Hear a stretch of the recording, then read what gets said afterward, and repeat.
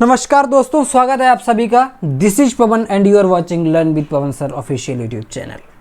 दोस्तों 3 दिन तक मैं बहुत व्यस्त था, इस वजह से आपकी क्लास नहीं हो पाई। इसके लिए आई एम वेरी सॉरी। और आज हम लोग कंटिन्यू कर रहे हैं क्लास को। आज की क्लास में हम लोग देखने वाले important questions from grammar. Grammar में हम लोग पार्ट्स ऑफ स्पीच और क्लॉज, फ्रेज या कई तरीके के मिक्स क्वेश्चन आपको देखने को मिलेंगे, जो कि आपके टीजीटी और पीजीटी एग्ज़ाम को एकदम टारगेटेड क्वेश्चंस हैं। ठीक है, तो ऐसे ही क्वेश्चंस हमेशा से आए हैं टीजीटी पीजीटी में। अगर आप इनमें अच्छा कर रहे हो तो आपकी तैयारी अच्छी है, अगर नहीं कर पा रहे हो तो भी बिल्कुल परेशान होने की बात नहीं है। हम लोग ग्रामर पर भी काम करेंगे लिटरेचर के साथ साथ। ठीक है, पहला क्वेश्चन आपकी स्क्रीन पर है।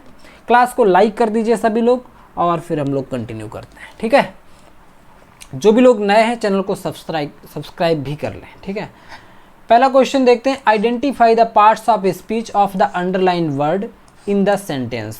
ठीक है, तो she quickly ran to the bus stop. Underline word आपका यहाँ पे क्विकली होना चाहिए, ठीक है, जो कि नहीं कर पाया था। She quickly ran to the bus stop. इसमें आपको बताना है क्विकली क्या है, पार्ट्स ऑफ स्पीच के पॉइंट ऑफ व्यू से क्या है, नाउन है, प्रोनाउन है, क्या है। तो क्विकली नाउन है या प्रोनाउन है या वर्ब है, एडवर्ब है, आप लोग बताएंगे। यहाँ पर जो क्विकली है ये एक एडवर्ब का काम कर रहा है। ऑप्शन बी सही होना चाहिए, क्योंकि ये वर्ब रैन को मॉडिफाई कर रहा है, वर्ब की विशेषता बता रहा है, और जो वर्ब की विशेषता बताता है उसे एडवर्ब बोलते हैं। ठीक है, उसे क्या बोलेंगे हम लोग, एडवर्ब। एडवर्ब वर्ब के अलावा और भी कुछ पार्ट्स ऑफ स्पीच हैं जिनकी विशेषता बताता है, ध्यान रखना। वर्ब के अलावा ये एक एडजेक्टिव की भी विशेषता बता सकता है, एक एडजेक्टिव को भी क्वालिफाई कर सकता है या किसी दूसरे एडवर्ब को भी क्वालिफाई कर सकता है। ठीक है, तो एडवर्ब के बहुत सारे रूल हैं। मेनली आपको जो क्वेश्चन मिलेगा उसमें जो एडवर्ब होगा या तो किसी एडजेक्टिव को क्वालिफाई कर रहा होगा, या किसी वर्ब की विशेषता बता रहा होगा, या किसी एडवर्ब की विशेषता बता रहा होगा। ठीक है, तो ध्यान रखना। यहाँ पर word quickly modifies the verb ran, it tells how she ran. इससे पता चलता है कि वो कैसे भागी, कैसे दौड़ी। वर्ड दैट मॉडिफाइज वर्ब, देखो ये परिभाषा है एडवर्ब की। Words that modify verbs, adjective और अदर एडवर्ब्स आर एडवर्ब्स। ठीक है, जो वर्ड वर्ब को, एडजेक्टिव को या किसी दूसरे एडवर्ब को क्वालिफाई करते हैं, मॉडिफाई करते हैं या विशेषता बताते हैं, उन्हें हम एडवर्ब कहते हैं। आई होप क्वेश्चन क्लियर है। अगला क्वेश्चन देखते हैं। क्वेश्चन है, which of the following sentences contains an adjective. किस सेंटेंस में एडजेक्टिव है आपको बताना है। ठीक है, शी स्पोक क्लियरली, इसमें कोई एडजेक्टिव है क्या? इसमें शी आपका सब्जेक्ट है, और सब्जेक्ट के बाद अगर देखें तो शी एक प्रोनाउन है पार्ट्स ऑफ स्पीच के हिसाब से। शी एक प्रोनाउन है, स्पोक एक वर्ब है, और क्लियरली वर्ब की विशेषता बताने वाला एडवर्ब है। ठीक है, तो ये एडवर्ब का काम कर रहा है, इसमें तो कोई एडजेक्टिव नहीं है। The blue sky looks beautiful.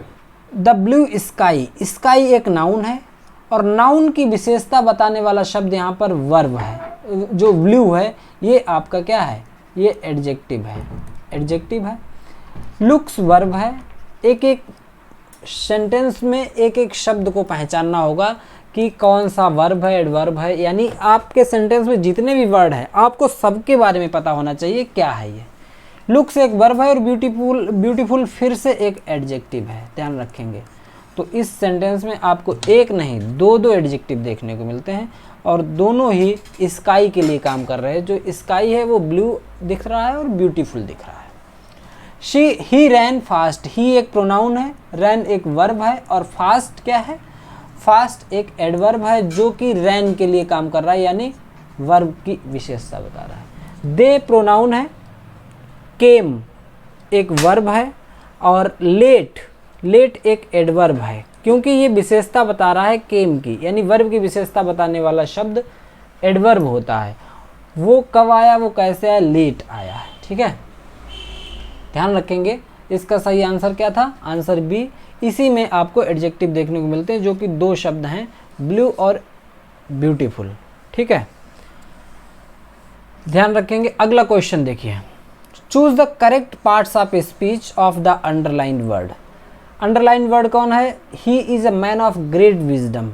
यहाँ पे अंडरलाइन करना थोड़ा सा मिस्टेक हुई, भूल गया हूँ, तो मैनेज करना।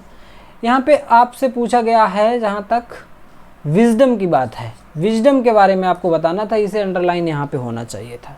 He is a man of great wisdom, और विजडम एक नाउन है। ठीक है, ऑप्शन बी सही आंसर हो जाएगा। और नाउन की विशेषता बताने वाला यहाँ पे ग्रेट है, तो ये आपको एडजेक्टिव लगा देना है पूछा जाए तो। ऑफ प्रीपोजिशन है, क्योंकि ये ग्रेट विजडम यानी एक नाउन को जोड़ने का काम कर रहा है सेंटेंस के दूसरे हिस्से से, यानी रिलेशन शो कर रहा है। रिलेशन बताने वाले जो वर्ड होते हैं वो प्रीपोजिशन होते हैं। ही एक प्रोनाउन है, इज एक हेल्पिंग वर्ब है, ए आर्टिकल है, और मैन एक नाउन है। सारे वर्ड के बारे में आप लोग जान गए हैं। नेक्स्ट है, which word in the following sentence is a preposition. Preposition का काम होता है संबंध बताना। प्रीपोजिशन संबंध बताता है एक नाउन का सेंटेंस के बाकी हिस्से से।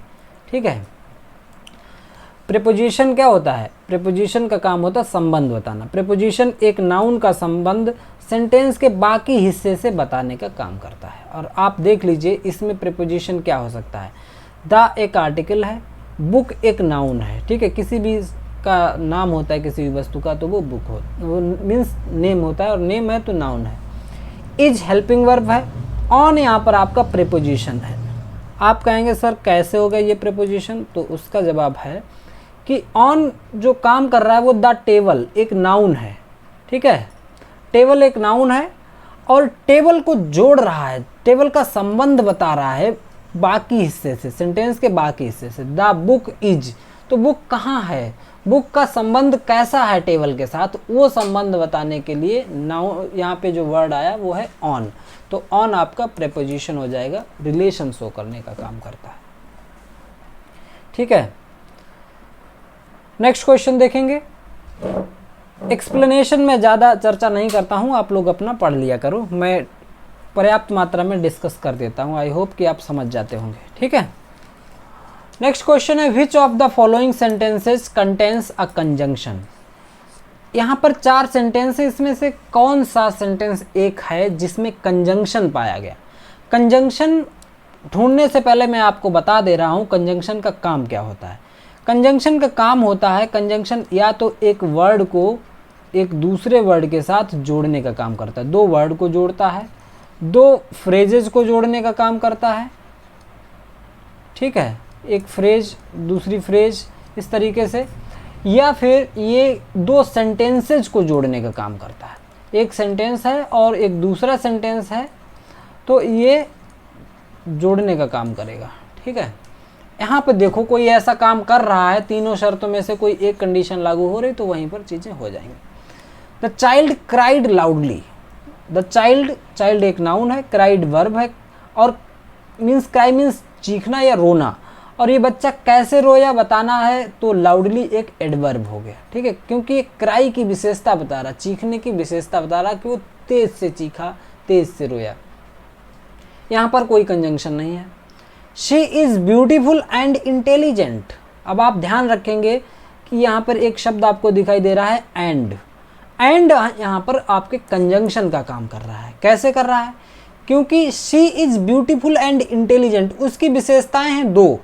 शी की विशेषता क्या है? शी के लिए 2 एडजेक्टिव यूज हो रहे हैं, एक तो ब्यूटीफुल यूज हो रहा है और दूसरा इंटेलिजेंट यूज हो रहा है। और ये दोनों ब्यूटीफुल और इंटेलिजेंट 2 वर्ड जुड़े किससे हैं? एंड से। तो 2 वर्ड को जोड़ने का काम जो करता है उसे कंजंक्शन कहते हैं।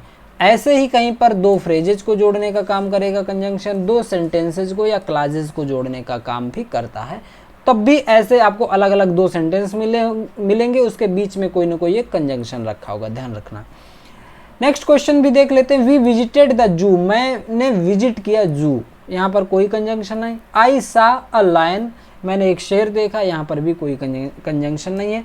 आपका सही आंसर है ऑप्शन बी। ठीक है, ऑप्शन बी सही है। The word and joins 2 adjectives, 2 adjective को जोड़ने का काम कर रहा है, ब्लू और इंटेलिजेंट को। कंजंक्शन की परिभाषा क्या है? अ कंजंक्शन कनेक्ट्स, जोड़ने का काम करता है वर्ड्स को, फ्रेजेस को या क्लॉजेस को। ठीक है। नेक्स्ट क्वेश्चन है which word in the following sentence is a pronoun. इसमें से आपको प्रोनाउन फाइंड आउट करना है।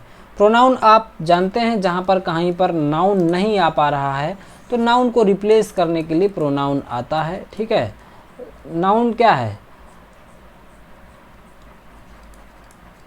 नाउन वैसे तो सब्जेक्ट का काम या ऑब्जेक्ट का काम नाउन करता है। किसी भी सेंटेंस का सब्जेक्ट या ऑब्जेक्ट नाउन को होना चाहिए, लेकिन बाय चांस नाउन नहीं पहुंच पा रहा है, नाउन बड़ा आदमी होता है ऐसे मान के चलो, तो वो अपने आप नहीं जाता, किसी दूसरे को भेज देता, कहता जा करके देख लेना भाई, मैं तो पहुंच नहीं पा रहा हूँ। ठीक है। तो सब्जेक्ट और ऑब्जेक्ट की जगह कई बार आपको नाउन नहीं दिखेगा, वहाँ पर आपको प्रोनाउन मिल जाता है। बस इतनी सी बात है।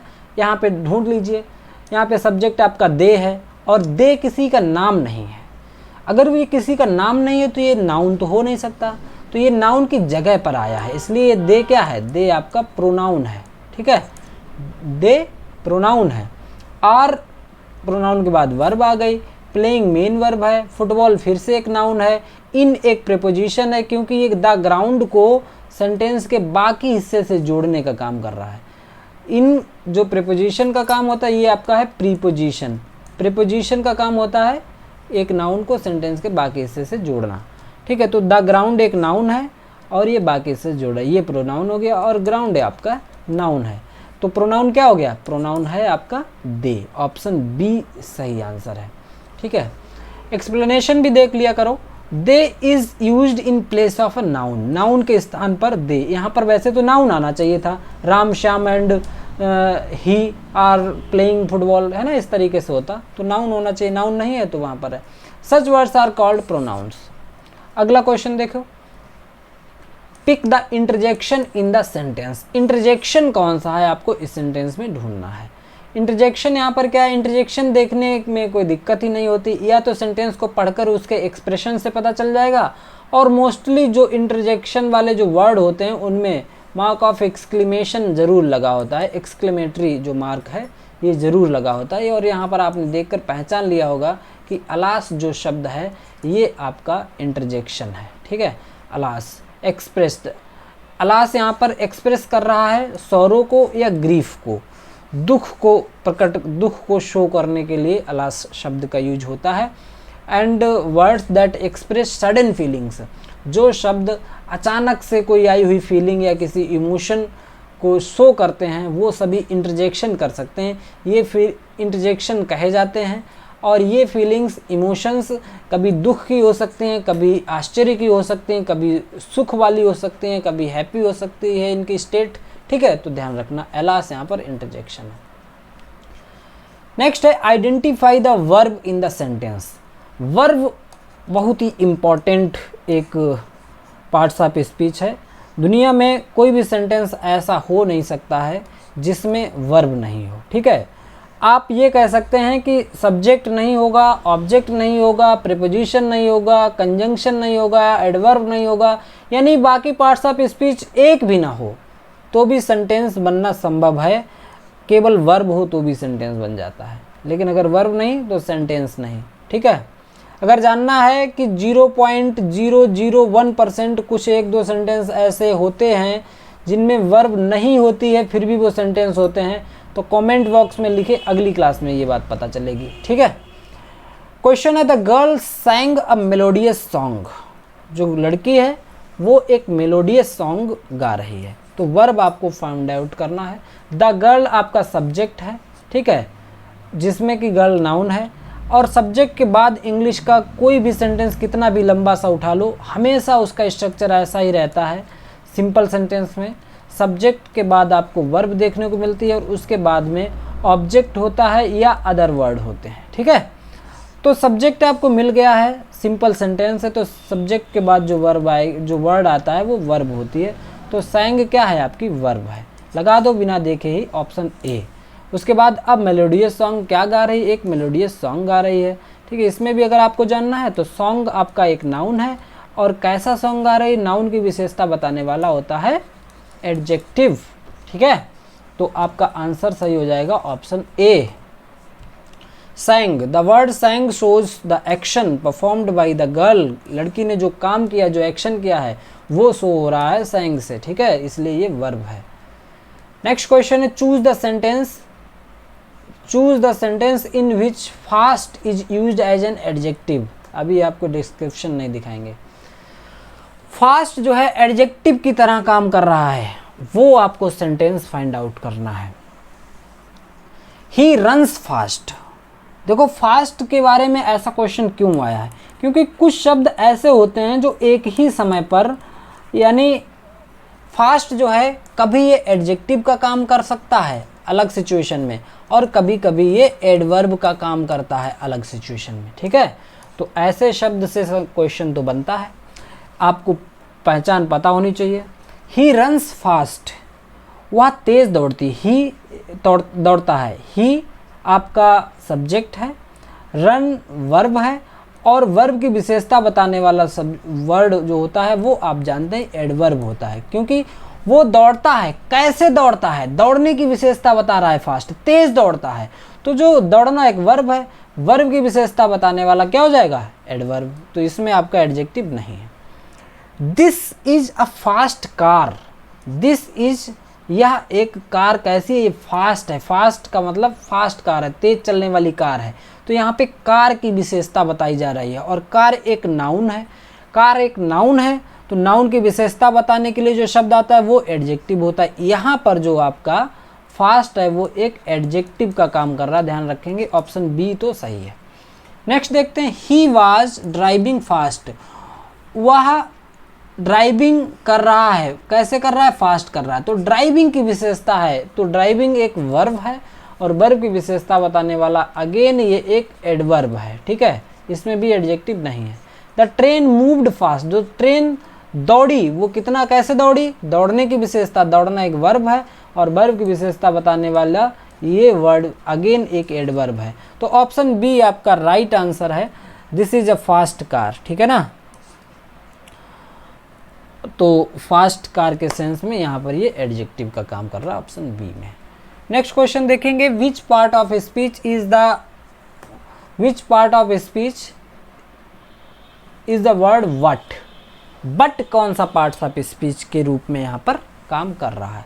आई वॉन्टेड टू गो, मैं जाना चाहता था, एक बात हो गई, बट इट स्टार्टेड रेनिंग, और बट को छोड़ दो, इट स्टार्टेड रेनिंग, बारिश शुरू हो गई।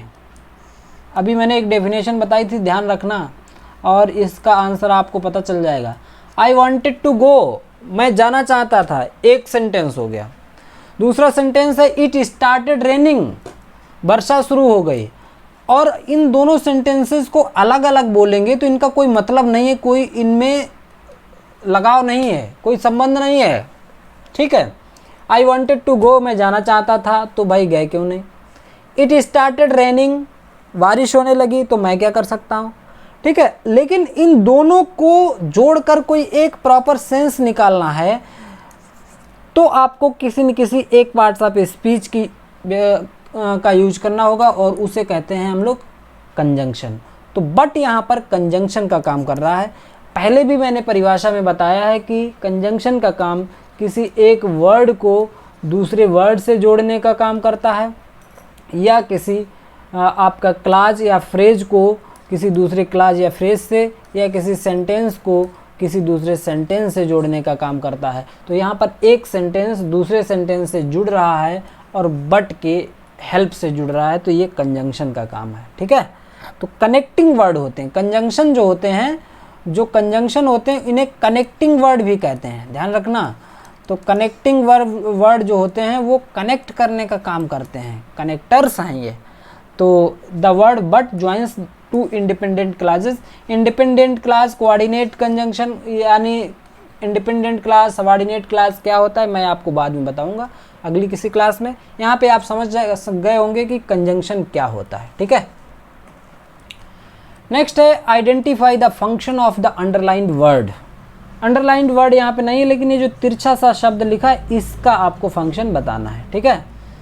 He spoke with great enthusiasm about the topic, वो बड़ी ही खुशी के साथ, ठीक है, उत्साह के साथ उसने उस टॉपिक पर बोला। He spoke with great enthusiasm about the topic.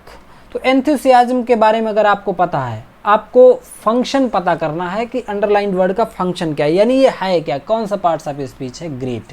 तो ग्रेट कहाँ पर है, किसके लिए काम कर रहा है, आपको ढूंढना पड़ेगा। हमें लग रहा है ही स्पोक, वो बोला विद ग्रेट एंथुसियाज्म, और एंथुसियाज्म एक नाउन है और नाउन के लिए काम कर रहा है, ये नाउन की विशेषता बता रहा है। तो क्या हो जाता है, नाउन की विशेषता बताने वाला एडजेक्टिव हो जाता है। तो ऑप्शन ए क्लिक कर दीजिए सही से, ठीक है। तो ग्रेट जो है एंथुसियाज्म जो कि एक नाउन है उसे क्वालिफाई कर रहा है, उसकी विशेषता बता रहा है, उसके बारे में इंफॉर्मेशन दे रहा है, तो आपका एडजेक्टिव। अगला क्वेश्चन है which part of speech is word that in the sentence. इस सेंटेंस में दैट क्या पार्ट्स ऑफ स्पीच है, ठीक है। मेरे उत्तर बताने से पहले आप लोग कमेंट बॉक्स में आंसर लिखा कीजिए, ठीक है। तो that was a remarkable speech, ठीक है, that was a remarkable speech. यहाँ पर दैट क्या काम कर रहा है, ध्यान रखना। दैट के बाद आप देख रहे हैं सीधे एक वर्ब आई है जो कि हेल्पिंग वर्ब है, और हेल्पिंग वर्ब या कोई वर्ब आती है वो सब्जेक्ट के बाद आती है। मैंने आपको बताया है कि इंग्लिश का स्ट्रक्चर हमेशा सब्जेक्ट और वर्ब का है, और उसके बाद में ऑब्जेक्ट या अदर वर्ड होते हैं, ठीक है। तो वर्ब अगर आपको दिख रही तो वर्ब से पहले कोई सिंपल सेंटेंस है, सिंपल सेंटेंस है ना, ये कोई क्वेश्चन मार्क है नहीं इसमें, तो इंटरोगेटिव भी नहीं, सिंपल सेंटेंस का स्ट्रक्चर यही है। वर्ब से पहले आता है सब्जेक्ट, ठीक है। तो ये दैट आपके सब्जेक्ट की तरह काम कर रहा है, और सब्जेक्ट में दो चीज़ें आ सकती हैं, पहले तो नाउन को आना चाहिए, और नाउन व्यस्त होता है तो ये प्रोनाउन को भेज देता है, ठीक है। तो नाउन तो है नहीं, किसी का नाम होता तो नाउन होता दैट, तो दैट एक प्रोनाउन का काम कर रहा है। और प्रोनाउन अगर आपने देख लिया है तो अब क्वेश्चन और कठिन हो जाता है, क्योंकि प्रोनाउन भी दो तरीके के हैं। प्रोनाउन दो तरीके के यहाँ पे, एक तो डिमोन्स्ट्रेटिव प्रोनाउन और एक रिलेटिव प्रोनाउन।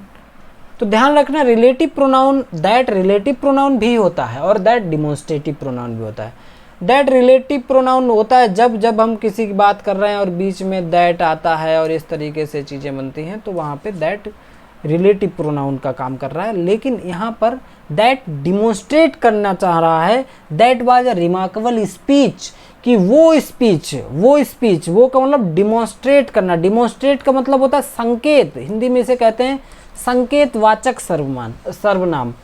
तो ये संकेत कर रहा है, तो दैट आपका डिमोन्स्ट्रेटिव प्रोनाउन हो गया। और डिमोन्स्ट्रेटिव प्रोनाउन कौन कौन से होते हैं वो भी आपको पता होना चाहिए। तो डिमोन्स्ट्रेटिव प्रोनाउन होते हैं दिस, दैट, दीज, दोज, सच, ठीक है। इतने प्रोनाउन आप याद कर लो, ये डिमोन्स्ट्रेटिव प्रोनाउन होते हैं, दिस, दैट, दीज, दोज, सच, ठीक है। ऑप्शन ए आपका राइट आंसर है। नेक्स्ट क्वेश्चन है what is the part of speech of the word after. After यहाँ पे कौन से पार्ट्स ऑफ स्पीच में आता है।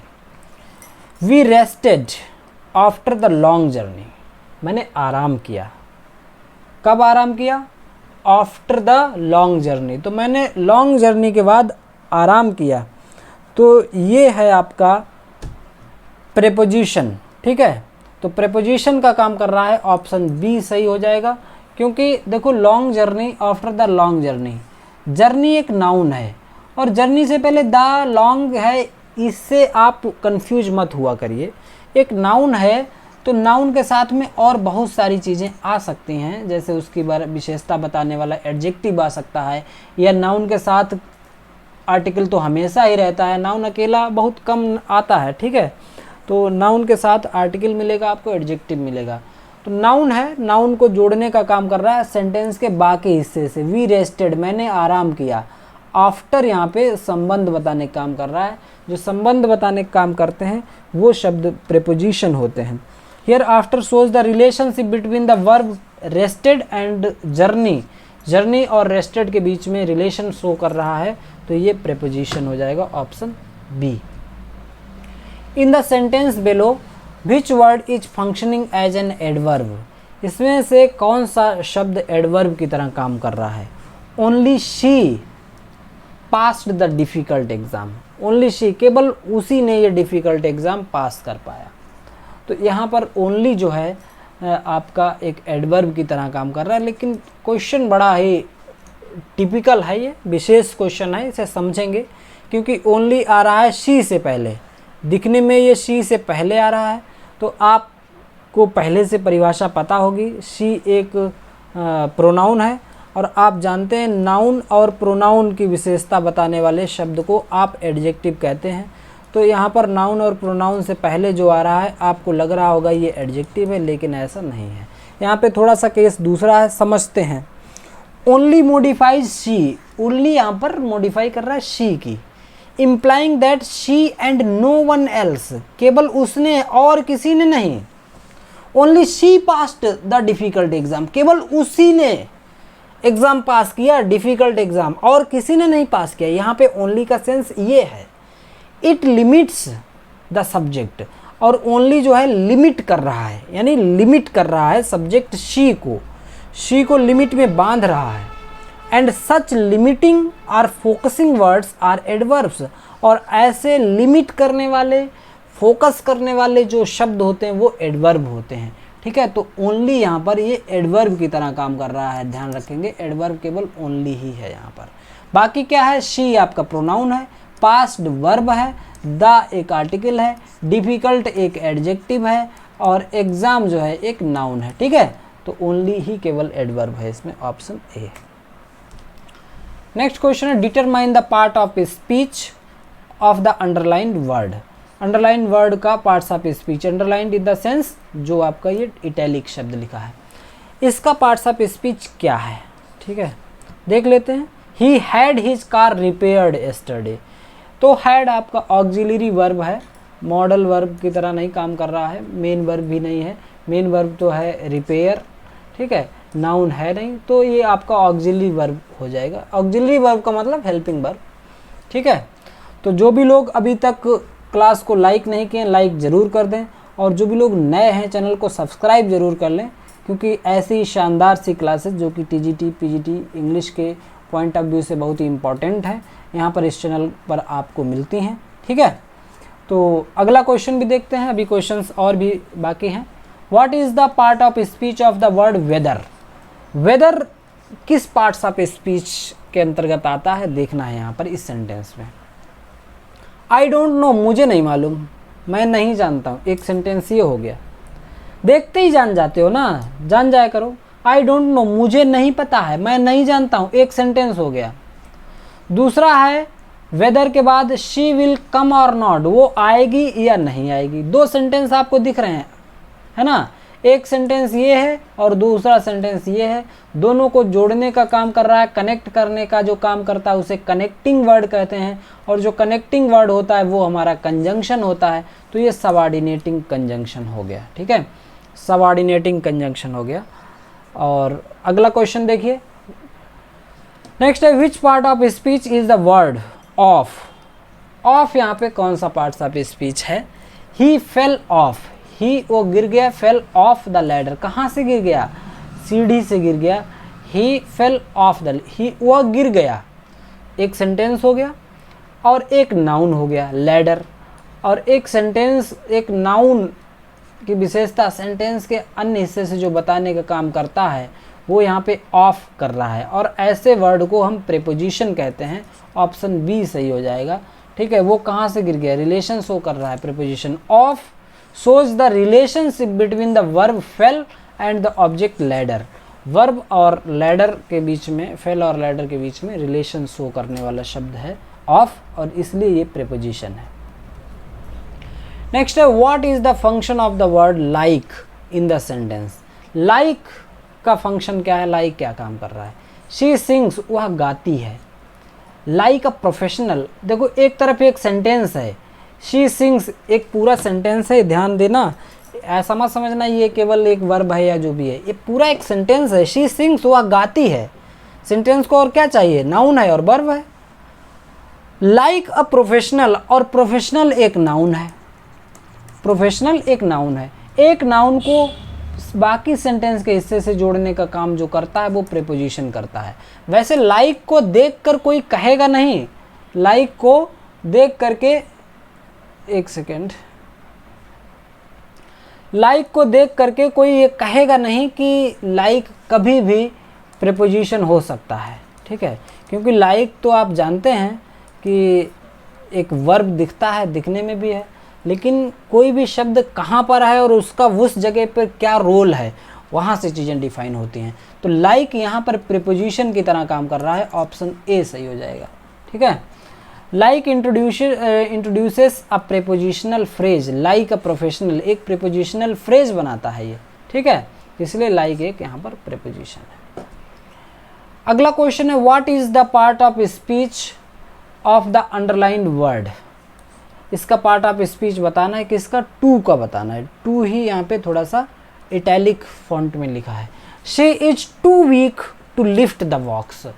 ऐसे सेंटेंस का स्ट्रक्चर होता है इतना की जितना की, इसका सेंस ये निकलता है। ही इज टू वीक, वह इतना कमजोर है, टू लिफ्ट द बॉक्स, कि वो बॉक्स उठा नहीं सकती। वह इतना कमजोर है कि वो उस बॉक्स को, वो बॉक्स उठा नहीं सकती। तो टू यहाँ पर क्या काम कर रहा है, she is too weak. Weak means होता है कमजोर होना। She is too weak to lift the box, तो यहाँ पर ये एडवर्ब का काम कर रहा है। To modifies the adjective. देखो वीक क्या है यहाँ पे, कमजोर होना, कमजोर। वीक आपका एक एडजेक्टिव है, विशेषता है, सी की विशेषता है। शी वीक है, शी एक नाउन है, उसकी विशेषता है वीक। और जो एडजेक्टिव की विशेषता बता रहा है, टू यहाँ पे वीक की विशेषता बता रहा है। वीक अपने आप में एडजेक्टिव है, और एक एडजेक्टिव को भी क्वालिफाई करने का काम जो होता है वो एक एडवर्ब का होता है। ठीक है, तो एडवर्ब जो है एक एडजेक्टिव की विशेषता बताता है। पहले भी मैंने बताया है कि जो एडवर्ब है वो एक वर्ब की विशेषता बता सकता है, एक एडजेक्टिव की विशेषता बता सकता है, या किसी एक दूसरे एडवर्ब की भी विशेषता बता सकता है। तो टू यहाँ पर एक एडवर्ब का काम कर रहा है, ऑप्शन सी सही आंसर होना चाहिए।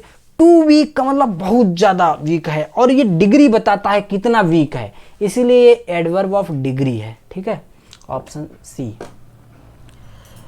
अगला क्वेश्चन है, which part of speech is the word before in the sentence. इस सेंटेंस में बिफोर क्या है, कौन सा पार्ट ऑफ स्पीच है। I had reach the station, मैं स्टेशन पहुंच चुका था। बिफोर ही अराइव्ड, उससे पहले कि वो आए। I had reach the station, एक सेंटेंस हमें दिख रहा है, I had reach the station, और दूसरा है ही अराइव्ड, वो आए। तो दूसरा सेंटेंस, एक सेंटेंस और दूसरा, एक और दो, दोनों सेंटेंसेस को जोड़ने का काम कर रहा है बिफोर। तो दो सेंटेंसेस को जोड़ने का काम करता है, उसे कहते हैं हम लोग कंजंक्शन, कनेक्टिंग वर्ड है बिफोर यहाँ पर। तो before introduces a subordinate clause, he arrived, so it is functioning as subordinating conjunction. ठीक है, और दो क्लॉजेस को जोड़ने का काम कर रहा है, तो ये कंजंक्शन ही हुआ। वैसे भी जो भी लोग अभी तक क्लास को लाइक नहीं किए, लाइक ज़रूर कर दें, लाइक बटन प्रेस कर दें, मैं भी मोटिवेट रहता हूं। और जिसने भी अभी तक सब्सक्राइब नहीं किया है, सब्सक्राइब ज़रूर कर लें। और आज की क्लास यहीं पे कंप्लीट होती है, हम लोग मिलेंगे अगली क्लास में। Till then keep learning and keep watching. और जिसने भी अभी पुरानी प्लेलिस्ट नहीं देखी है, लिटरेचर के सभी इंपॉर्टेंट वर्क्स पर काम कर रहे हैं हम लोग। Hamlet, Othello, King Lear, Macbeth, 4 great tragedies की वीडियोज़ आपके चैनल पर हैं, उन्हें ज़रूर वॉच कर लें। इससे पहले यूथ को कंप्लीट किया है मैंने, सारी प्लेलिस्ट हैं, यूथ के सारे प्रीवियस ईयर क्वेश्चंस मैंने कंप्लीट किए हैं। तो सभी जाएं, प्लेलिस्ट को देखिए, वॉच कीजिए, एंजॉय कीजिए। मिलते हैं अगली क्लास में। Till then keep learning and keep watching. Thank you.